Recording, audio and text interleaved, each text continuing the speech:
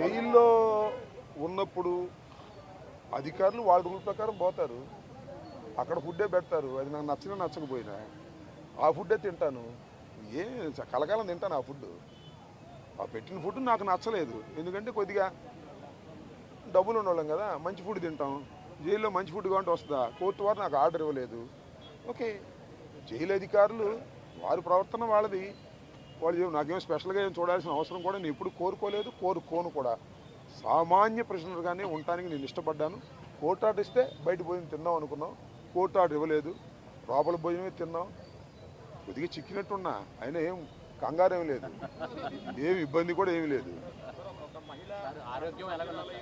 ఆరోగ్యం బ్రహ్మాండంగా ఉంది, ఆరోగ్యం మరింత పట్టుదలగా ముందుకు సాగుతుంది.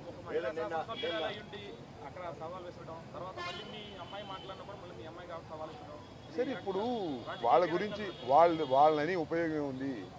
చంద్రబాబు మానిటర్ చేశాడు, లోకేష్ మానిటర్ చేశాడు దాడిని. కరెక్ట్గా చెప్తున్నా నేను, చంద్రబాబు లోకేష్ మానిటర్ చేశారు దాడిని. 7 గంటల సేపు నా ఇంటి దగ్గర దాడి జరిగింది.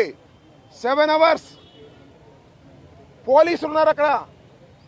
ఇంతకన్నా ప్రజాస్వామ్యంలో ఏం కావాలి చెప్పండి, నాకు అర్థం కాల. 5 గంటలకు వచ్చి 12 గంటలకు వెళ్ళారు. తెలుగుదేశం కార్యకర్తలనండి, దుండగులనండి, దుర్మార్గులనండి, గంజాయి బ్యాచ్ అనండి, పోలీసులందరూ అక్కడే ఉన్నారు. వాళ్ళ సమక్షంలోనే దాడి జరిగింది, వాళ్ళ రక్షణలోనే దాడి జరిగింది. మీ అందరికీ తెలుసు, నేను ప్రత్యేకంగా చెప్పాల్సిన అవసరం లేదు. బట్ నేను 11వ తారీఖున రాత్రి 10:20 నిమిషాలకు నేను అరెస్ట్ అయిన దగ్గర నుంచి ఇప్పుడు వరకు ఏం జరిగిందో బయట ప్రపంచంలో నాకు లిటిల్ నాలెడ్జ్ ఉంది. అంటే పేపర్ నాలెడ్జే తప్ప నాకు ఎవరు ఏమీ నాలెడ్జ్ ఇవ్వలేదు.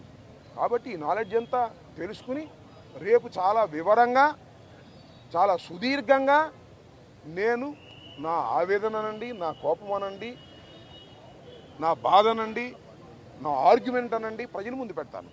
ఎందుకంటే ప్రజల ముందు ఎందుకు పెట్టాలంటే ప్రజలకు అర్థం కావాలి, నేనేమిటో తెలుసు.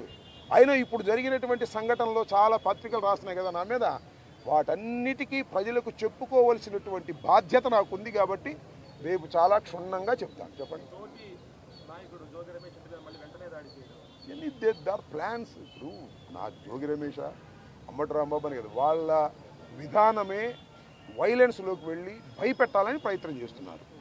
జైల్లో పెడితే భయపడతాం అనుకుంటున్నారు, ఇళ్ళ మీద దాడి జరిగితే భయపడతాం అనుకుంటున్నారు. భయపడ్డారు, నా పిల్లలు భయపడ్డారు, వాస్తవమే కాదని అంటలా.